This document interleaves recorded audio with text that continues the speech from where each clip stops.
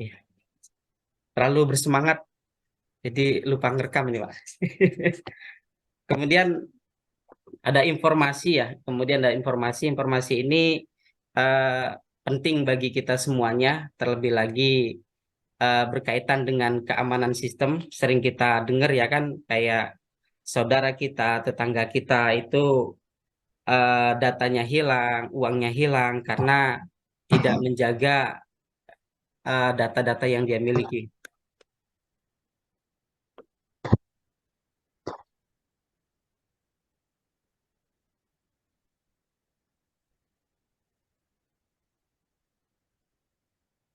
Selanjutnya, ada ancaman terhadap keamanan sistem.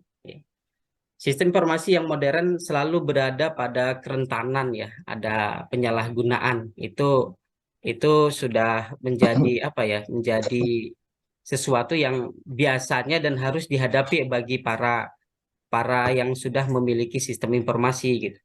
Kayak beberapa waktu lalu itu ada kayak di kampus kami ya, di sebuah kampus ya, sebuah kampus itu ada sudah membuat website dan eh, ya ada iseng gitu, ada hacker atau cracker yang masuk ke situ dan dirusak sehingga websitenya tidak bisa digunakan kembali gitu. Itu kan ternyata sistemnya itu rentan ya, gampang dimasukin oleh hacker gitu.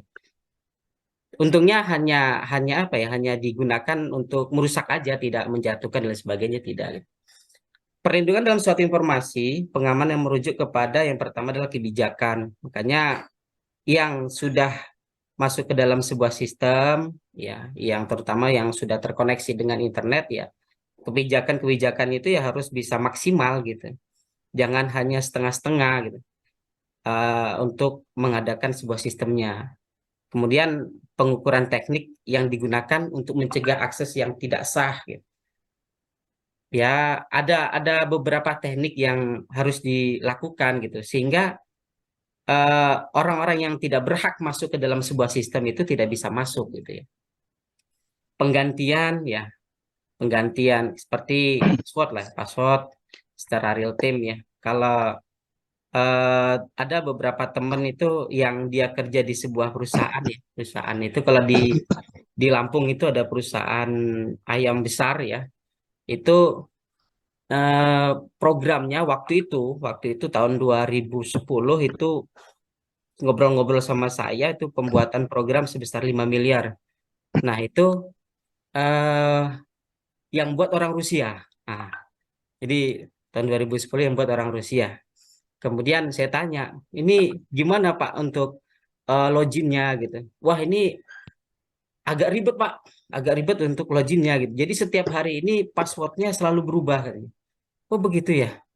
Tapi kami selalu dikasih tahu cara algoritmanya untuk password hari ini, password hari ini itu. Jadi ada pergantian karena sistemnya online dan apa ya, dikhawatirkan ada orang-orang yang masuk ke dalam sistem dan merusaknya gitu.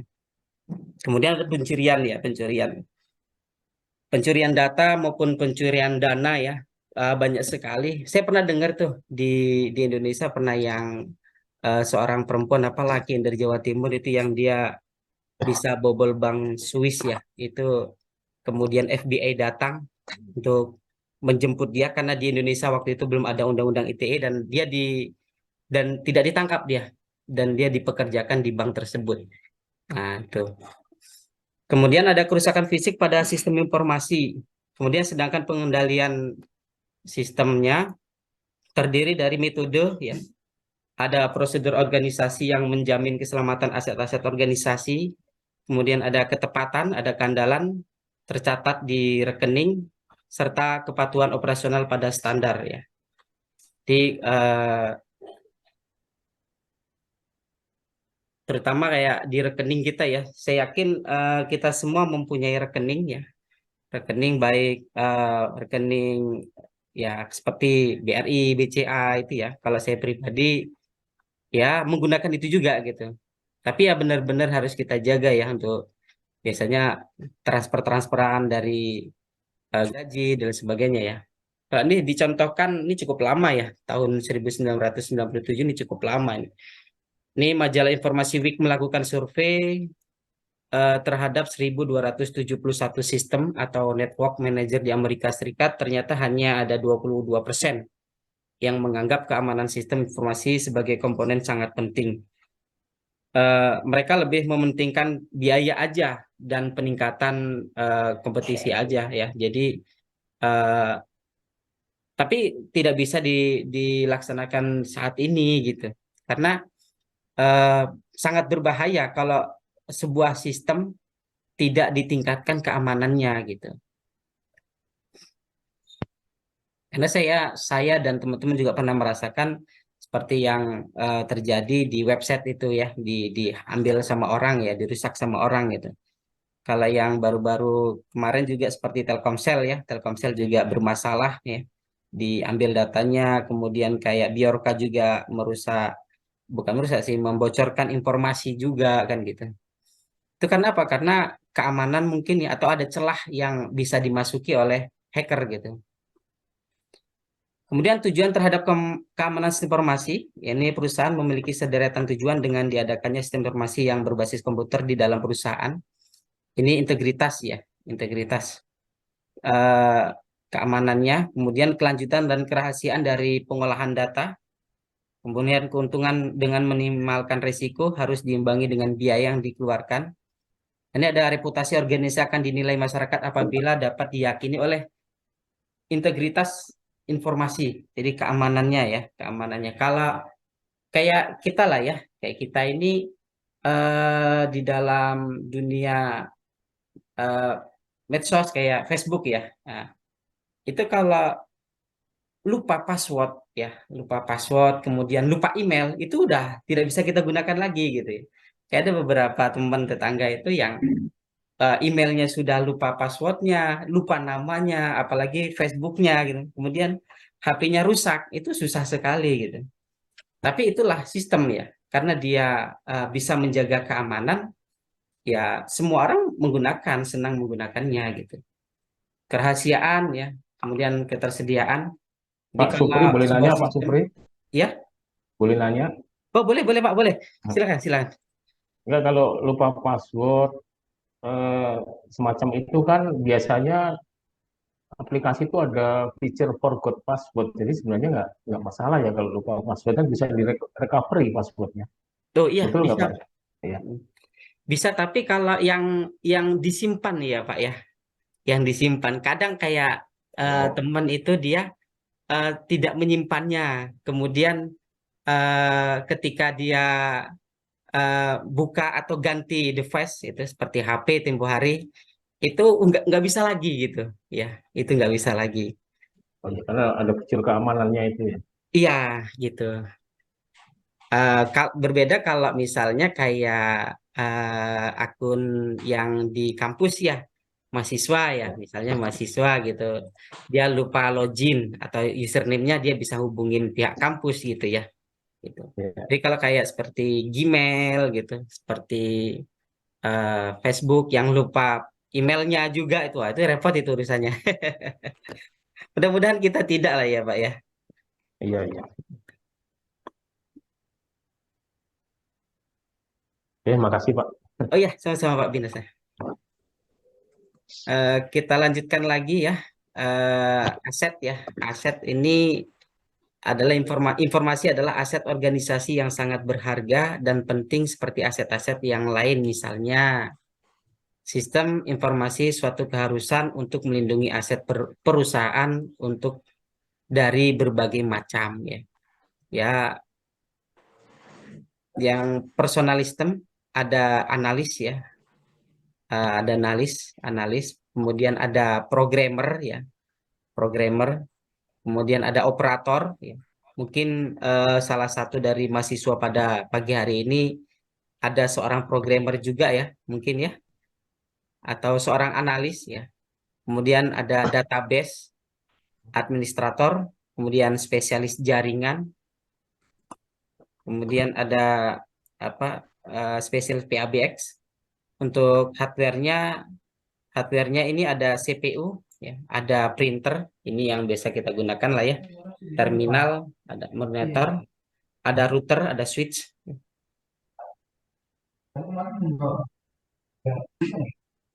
Nah, ancaman. Nah, Oh, ancaman ini adalah suatu aksi atau kejadian yang dapat merugikan perusahaan, ya. Ancaman aktif mencakup kecurangan dan kejahatan terhadap komputer. Ancaman pasif mencakup kegagalan sistem, eh, kesalahan manusia, dan bencana alam. Nah, ini banyak sekali ya ancaman di dalam sebuah sistem ya. Dari hardware. Nah, hardware biasanya gini, eh, sistem atau data yang kita miliki ada di device atau di komputer atau di laptop ya, rusak ini, jatuh gitu. Nah, itu ya, datanya tidak bisa dikembalikan. Nah, itu kan agak-agak susah juga ya. Yang kedua, software failure. Nah, dikarenakan oleh kesalahan sistem operasi, kesalahan program, kemudian tidak cukup memadainya uji coba program, sehingga sehingga sistemnya tidak bisa berjalan maksimal gitu. Contoh kayak kemarin, pada saat kita persiapan Zoom ya, persiapan Zoom kemarin itu ada temen itu, suara di Zoom-nya tidak masuk gitu ya kemarin. Kami otak-atik sampai malam, sampai apa ya, sampai jam 12 sampai setengah satu itu eh, tidak maksimal gitu. Sehingga softwarenya harus, kami coba ini kita uninstall dulu deh gitu ya. Uninstall dulu. Setelah di-uninstall, di-update, nah ternyata bisa gitu, bisa digunakan gitu. Nah, itu ya bisa bisa kita coba juga gitu ya. Kemudian kegagalan SDM. Jadi karena sangat minimnya training atau pelatihan bagi personal ya. Biasanya seperti itu. Jadi seseorang sudah diajarkan, ternyata ada update di dalam sistemnya, ya. Dia tidak mengikuti update sistemnya, ya akhirnya tidak maksimal juga. Nah, alam ini yang mengerikan juga ya, mengerikan juga. Di misalnya ada gempa ya, atau banjir, Mohon nah maaf, itu Pak Supriyanto. ya. Waktunya sudah habis, Pak. Oh, oh iya, iya Pak. Mungkin langsung ke closing statement-nya. Oke, baiklah. Terima kasih pertemuan pada hari ini. Apabila saya dalam menyampaikannya banyak yang salah, nanti untuk tugas dan lain sebagainya akan saya informasikan di grup ya. Terima kasih. Assalamualaikum warahmatullahi wabarakatuh. Waalaikumsalam Waalaikumsalam Waalaikumsalam warahmatullahi wabarakatuh. warahmatullahi wabarakatuh. Terima kasih, Pak Supriyanto. Mungkin langsung saja Pak Gumono, silakan. Baik, Pak Supriyanto, selamat ya. Tapi kelihatan masih gugup ya, Iya teman-teman. Pak. Belum terstruktur begitu ya. Mungkin Iya Pak. karena terpengaruh secara psikologis ya. Sebenarnya nyantai aja sih Pak ya. Ya, teman-teman yang lain juga begitu. Tadi saya cermati contoh-contoh yang disampaikan yang terkait dengan keamanan sistem informasi itu update begitu ya. Tadi misalnya dicontohkan tentang Bjorka ya. Bjorka yang beberapa kali memperjualbelikan data-data vital, data-data yang sifatnya pribadi ya, dari hasil peretasan itu contoh yang nyata.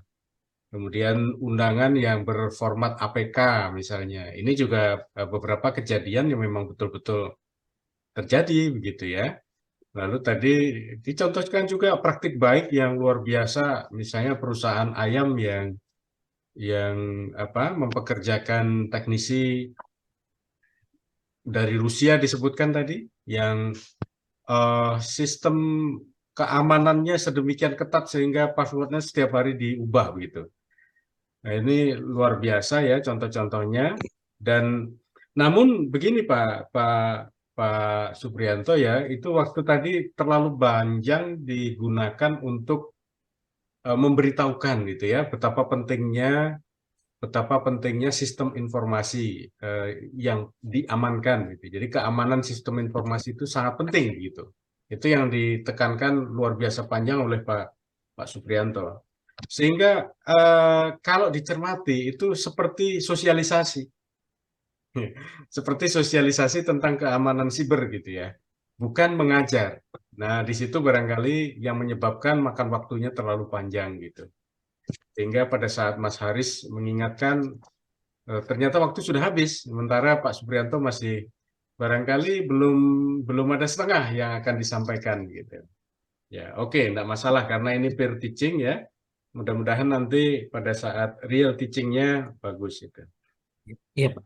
Nah, kemudian Pak Suprianto tadi ada ini untuk kita semua Bapak Ibu ya. Penggunaan bahan ajar atau materi pembelajaran yang update itu sangat penting.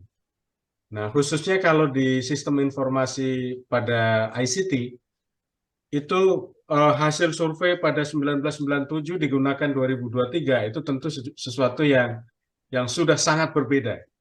Karena teknologi informasi ini perkembangannya sekarang kan mungkin harian kali ya.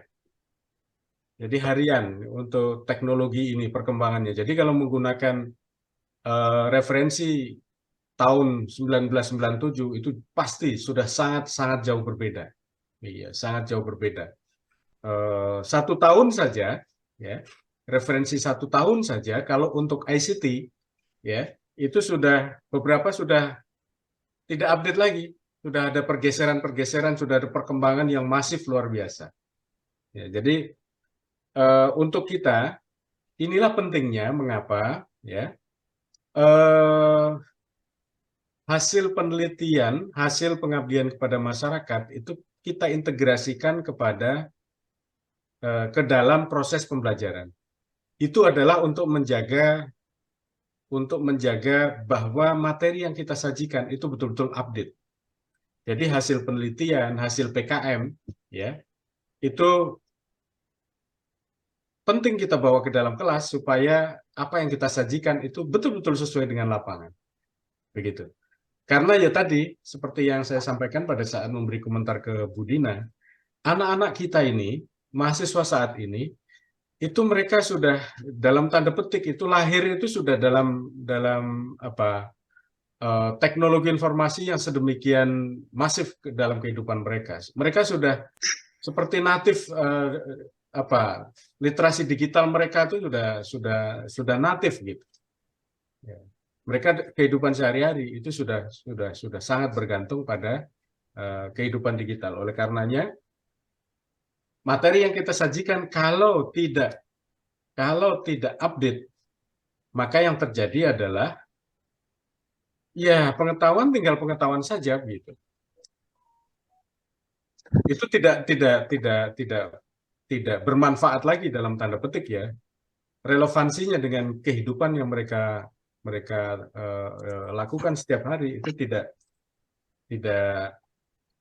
sama lagi gitu. Nah, tentu ini tidak tepat.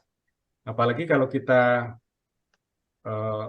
koneksikan dengan kebijakan pemerintah saat ini.